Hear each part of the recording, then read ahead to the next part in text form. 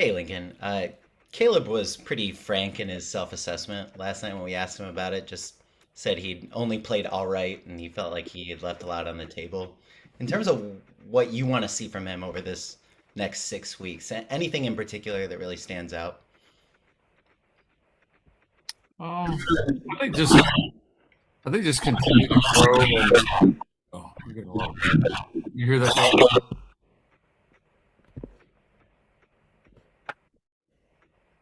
There it goes. Is that better?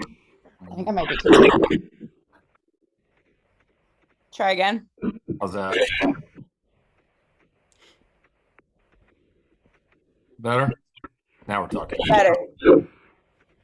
Yeah, I would say I think he just needs to improve, kind of like the rest of the team. I really believe that.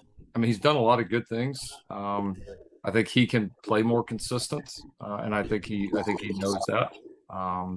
He's made a lot of spectacular plays. I think he knows he can make kind of more routine, consistent plays, and just continue to improve. And I think that's such a big part of it. I mean, the guy still is.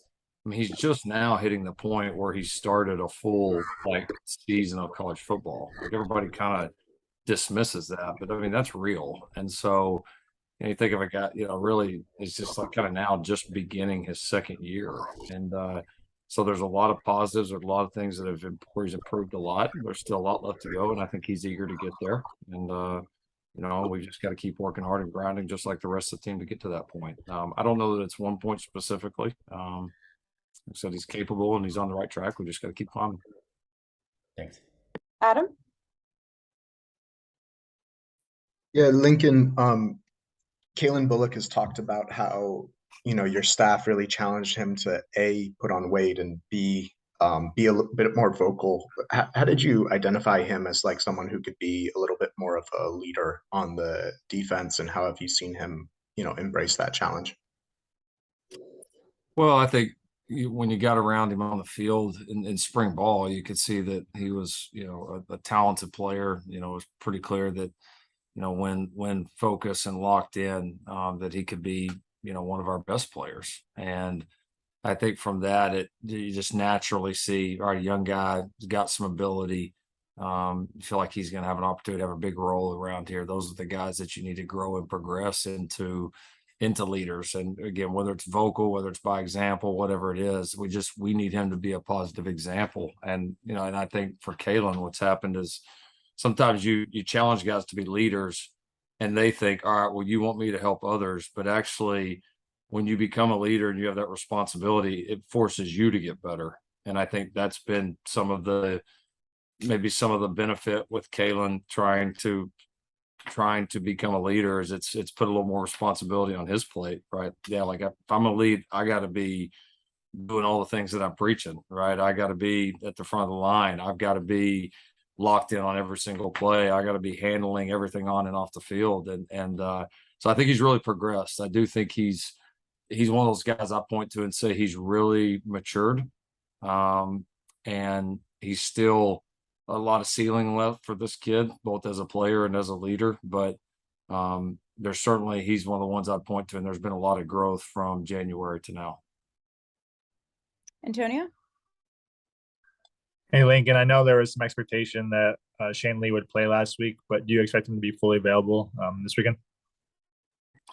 He's further along certainly than he was. Yeah, we were a little, I'd say surprised, maybe a little bit surprised last week. It just things didn't progress the way we expected, and fortunate, kind of like Dedich the week before. Honestly, fortunate to, you get it, through that game, you're able to win that game against a good opponent. Give Shane a little bit more time, which has been beneficial. So I probably got too far out in front of it last week, so I feel better about it this week than I did last week. But hasn't been a full participant, but has been able to participate certainly more than he did last week. Shotgun? Like I'm piggybacking on that. We saw him in a cast, and if he is able to play, what's the difficulties of playing with a cast or a club as a linebacker? What are the challenges there? It depends a little bit on, as you said, linebacker. Depends a little bit on position, of course. there's some that it would be very, very difficult to do. And a lot of it depends on if you've ever got anything going on with your hand. A lot of it depends on what style of protection that you have to have. There's so many different things for guys, nowadays. I mean, they can do things with different fingers. There's so many different like kind of materials out there that are pretty minimal in terms of impact. So we certainly wouldn't put somebody out there if we thought something medically was going to hold them back, Shane being no different. So I mean, I think you try to find the best balance between something that's going to work and protect what needs to be protected, but also allow them to play. And so we'll try to find that with anybody that's got a hand issue. And if it's something that's going to hold them back on the field, then we wouldn't play them. Eric? Lincoln, you've talked about a couple guys who have had kind of injury issues in the past, Solo and Max Jones. Josh Fulgham is another one of those guys. What have you seen from him kind of and the impact he's been able to make in the offense for you guys? I've been proud of Josh. I have. I think he would be the first to admit. We had some candid conversations right when we got here, with him about, you see this big, kind of ideal looking tight end body walking in the room, and you figure out, all right, why is this guy, not been a, really, really fantastic player. And that's a really kind of good candid conversations with him about some of the things that that had held him back, or where he at times had held himself back, and has had some ups and downs, even certainly as we've been here, had some medical things going on in spring that held him back, and was just never really able to get traction. And then, just here as of late, it's like a lot of players on our team. It's when you find a way to stay on the field and you come to work every day, you're going to get better fast. And he's been on the field consistently. He's been able to get reps. He's been healthy. He's gotten better. He's gotten confidence. He got an opportunity to play for us a couple of weeks ago. Did a nice job. And because of that, his role and opportunities have just grown a little bit. So he's been a good physical presence for us in there at the tight end. And, he and Lake and Malcolm have formed a nice room that are doing some really productive things for us. So been proud of him, because it's, sometimes it's, you get the fresh start, new staff comes in, it's my last year, all that. You think, all right, this is going to be it. And then all of a sudden you have to miss basically almost all spring with another medical issue. Like, oh my goodness. And he's kind of hung in there and weathered the storm. And it's fun to see him getting better and building a bigger role for himself for this team. Adam? Yeah, Lincoln, halfway through the season and the team's ranked 7th, and it feels like because all the teams in front of USC have to play each other or other, ranked opponents, that to an extent USC controls its playoff fate. As a coach who's been part of several playoff teams, do you feel like USC has played to a playoff caliber so far this season? Oh, I'm way too experienced for that question. I definitely get where you're coming from.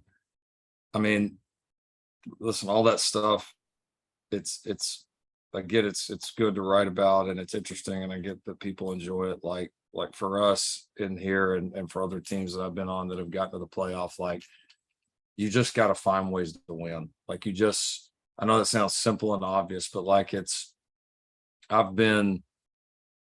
you just don't know at this point. I think we put ourselves in a good position, but I mean, I've seen it happen where, man, we lose a game and all of a sudden, I mean, I heard it so many times the past several years, like we'd lose a game, like, oh, playoffs are out. Everybody meet, oh, Oklahoma's playoffs chances are over, blah, blah, blah. And then almost every year we were in the playoff.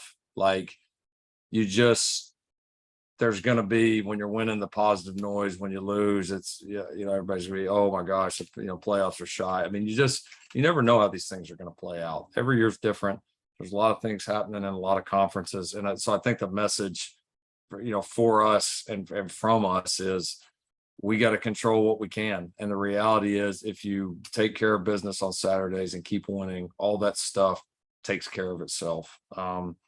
We've done some good things. We have the potential to be a really good team.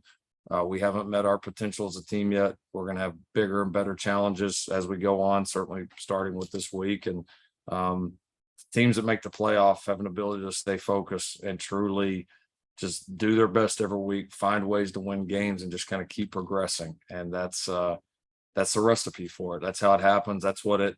I don't know if it. I get that it doesn't feel like that on the outside, maybe, but like within our walls, that's really what it feels like, and that's as accurate a depiction as I can give you. We have time for these last few hands. Ryan Karchi. Lincoln, we didn't see much of Austin Jones last week. Was that just a matter of Travis playing as well as he was, or was there kind of a message to Austin there moving forward? No message. I mean, Austin's been a good player for us. We have a lot of confidence in him. Just Travis got hot, and the way the game kind of went, it honestly became a little difficult to take him out. We left that game saying we should have played Austin some. Austin's a good player. He's a reliable player. He's had some big plays for us. He's one of our better players on the offense. So disappointed that we didn't get him in any, but he'll be a big part of it going forward. There's no message. I mean, he's like any player on our football team. He's had some really good moments. He's had a few moments that hasn't went his way. You can put anybody's name, insert anybody's name into that statement. So no, he's a good player. We should have played him some. Looking forward to his role, for us here the rest of the year. Looks like we have one hand left. Shotgun. Lincoln, in that regard, how do you balance riding the hot hand and making sure you keep guys fresh, both for the single game, but also the season, especially at those rotational positions like running back and defensive line? Not easy. It's definitely not easy because you can't predict the future. You don't always know what's going to happen. That's why we tried hard to, develop some depth and some different guys that we feel like can make plays in moments, because just like all of a sudden Trav gets, 30 touches or whatever he did the other night, that'll be somebody else in other weeks. Like we just kind of know how this thing evolves. One week it's going to be a receiver getting a bunch, and one week it's going to be this tight end, and one week the other back's going to get a bunch. It's just, I think developing the capability and having multiple guys that can do that and really, make a big impact and kind of carry the load when they get hot like that. That's important. And so we worked hard to get to that in game. And as you go, it's not always an easy decision, but you got to trust what you see on the practice field. And then you got to trust what you see on the game field that gives you the best chance to win. And so that's what we try to do every week.